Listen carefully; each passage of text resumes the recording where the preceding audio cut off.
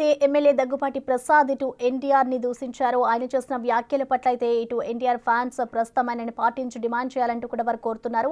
ప్రస్తుతం ఎన్టీఆర్ ఫ్యాన్స్ మీడియాతో మాట్లాడుతున్నారు. లైవ్ చూద్దాం.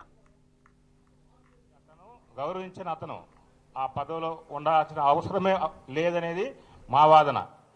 కాబట్టి అతను కానీ చేయకపోతే 2 రోజుల తర్వాత మా కార్యక్రమం స్టార్ట్ అవుతుంది.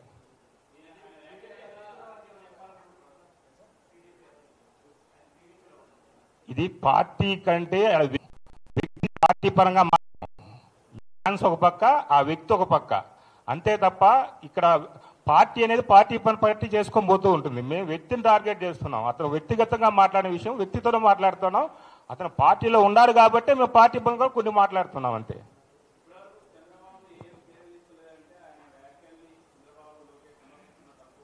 హండ్రెడ్ 100% లేదు. మీరు ఆ క్వశ్చన్ ఏదండి ప్రస్తావించాల్సిన అవసరమే లేదు దీంట్లో.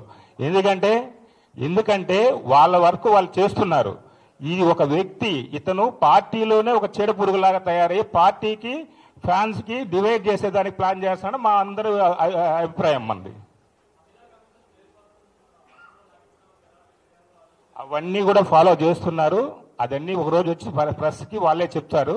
ఈ లోపల మాకు హర్ట్ అయినాం కాబట్టి మేము మా ప్రణాళికతో మా ఫ్యాన్స్ పరంగా మేము పోతున్నాం అంతే తప్ప పార్టీకి సంబంధించి వాళ్ళ పని వాళ్ళు చేసుకొని పోతున్నారు. మేము టార్గెట్ చేసే వాళ్ళ వ్యక్తిని అదే ఆ ప్లాన్లోనే ఉన్నాం కార్యాచరణ. అందుకే 2 days టైం ఇస్తా ఉన్నాం. లేదా అన్ని రాష్ట్రాల్లో కేసులు పెడతాం. అది మేము పార్టీకి చెప్తున్నాం. మేము కూడా పార్టీ వాళ్ళం కాబట్టి అది పార్టీకి మేము చెప్తున్నది సస్పెండ్ చేయమని పార్టీకి చెప్తున్నాం. బహిరంగ జమాగా నన్ను వ్యక్తిగతంగా చెప్తున్నాం. ఇది రెండుగా చూడాలి మీరు. ఎందుకంటే మేము పార్టీకి పనిచేసిన వాళ్ళం ఏదంతా ఉండేది. మేము ఇది సపరేట్. ఇది మేమనేది వ్యక్తిగతంగా అతనికి మేము అల్టిమేట్ ఇస్తున్నాం. 2 days టైం నీకు.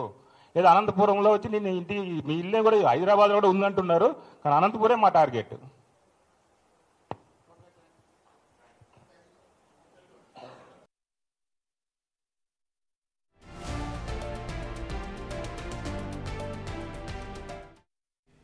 ఇక